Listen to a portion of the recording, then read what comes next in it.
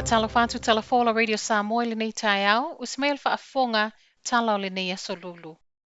E ono whaopopo le whainu umera o tangata ngā lulu e tua oi, e leto iaia lātou ngā luenga ono o le whai o le tui o le COVID. I tala le te o New Zealand, se fuloma le tolu i lātou o ngā lulu e nei no whanga whaanofo i sea, e le I whai o lātou tui, ma e ono tutuli uma, o le ulua i aso le masina le nei le ana tatau o nau o ma iai wa mai a whai tui mua mua o tangata whai ngā luenga o lo ave iai le wha mua mua. Ma o le vaengo tiu te le ana mua mua whai loa mailana to aiva o le AO. Ai le whainu mero tangata ngā lulua I no whanga whaanofo I sea, le se furunga le tolo pe ona whailo mai, e le mtanga luenga pisinisi ma ngā luenga, e le ima whaiona maua nisi avanoi to tono o mtanga luenga e hofo I nātu ia I lātou nei. O le whainga tālu mta upule nei tangata o lo ngā lulua I no whanga whaanofo I sea, e le o ilalo uma o pūlenga le mālo. O nisi o tangata ngā lulua I whaletali mālo, o lo o pūlea lava e pūlenga o nei pisinisi, a o nisi, o lo o ngā lulua I whaakone karate whaapeo siku la ti ma tangata kilingi. Ma o le whai ungo le leto iai o ngā luenga I lato o lo te ena le whai o le tui o le COVID,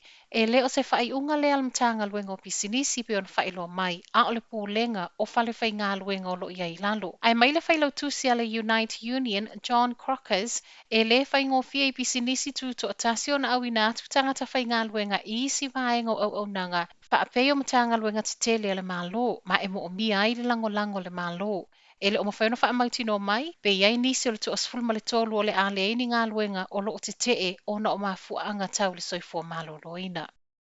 Ua le ai mai le minister le vai I whafo e tūsa ma le talo sanga, o le alu o se wa alele au mai ei tangata ni usila o lo poloka I initia. Saunoa na nai e mahuta, e le o le taimi le nei e mawhai e o na whaia se whai ngā malanga wha apitoa. Pe ama le lima se lau valus fulma le tolo kiwi so lo poloka I initia, ma ua matua I le I loa pe a wha awhewhea ono o ese mai a o wha atite le le COVID I initia. O le ai mai o le minister ai le ngata I mō tangata kiwi o lo toe fia foi mai, ai ua wha awhainga tā foi o nei a wha mauti no mai, le mauti no lo o lava sa palai mō tonga fitinga mo le hai komisi malana au whai ngā luenga o lo iai nei I initia. E na o tangata Northland, leo lo whaatanga ina I le awa noa na whaasala lau mai, mō tui o le COVID I le vaenga o le atunu. O le ana toi whaafo I mai le pasi e tūmu I tangata au kilani, whaapea nisi na malanga mai le South Island, na anga I atu I Northland, mō tui o le COVID. O le whai unga le masina tālu ai, le ana toi wala au mai e tangata Northland, e silia ma le ta ilima se fulu tausanga, e anga I atu e whao ngā tui o lo o totoe, ia awai ne I maumau e ala I le uma o aso e au ngā ai e le I whao ngā ina. Ma o le sau o lea whaamtalanga na mua I tatala I le awa noa e mawhai o nā anga I atu e au noa ma le tautau fio se taimi e whai ai le tui peitai o le lolofi ato o le toa tele o le ua toe sui ai le tatau o na whaia mua mua appointments. A o tau sa ili ai awa noa nisi o tangata mātutua o lo ono nofo nei Northland o le whai unga le vai aso tālu ai, le ana tau nu atu ai le pasi e tūmu I tangata au kilani whaapea nisi mai le South Island, ma ele I mauaso lata awa noa o na ena o tangata o lo ono nofo I Northland, le o lo tatala I ai le Northland District Health Board le awa noa.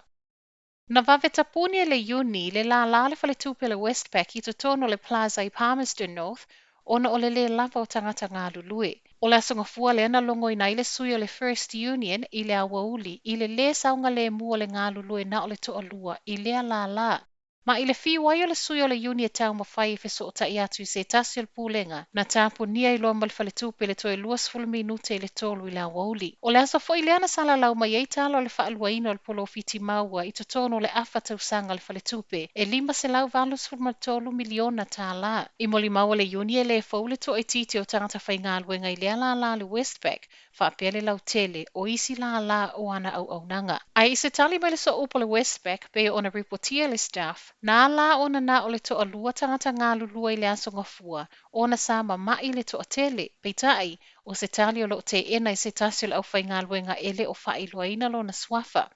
Ai mai le Uni, o le ua whaatala noa le isi malienga I le vaola au whai ngā luenga ma le Westpac, ma a whai ai le eise suinga e ono o se tūlanga o le whai o se te. Tala whai o le tae au, e le oiloa se aso e toe whaatanga I whai ngā malanga vale le whaavao malo taunu I fiti. O le talalata mai lea ma le malo fiti, ma le tuutu ungolo I ai, whaato ato e tatala pe a le any cases o le COVID I le community. E lua isi cases whaamoni le community na reportia le amatanga o le vai aso nei, ai silia ma le 15 na maua I totono o no fuanga whaanofo e sea. O le aso lua sulu male lua a perila le ana amata tapu ai fai ngā malanga taunu atu I fiti. Ma ua whailo ai le whailau tusi le soifua malo loina Dr. James Fong e le aini fōlingo le vavesi tia o lea sā. Paule tūlango lo ave I le wha mua mua le malo fiti taimi nei o le toi tatala leo a o ngā whānau e peo na amata tapu nia mai ai I le aso sa fulu iwo a perila. Ma o le aso lua whao le masina nei lea ua wa ai e toi tatala ai a onga.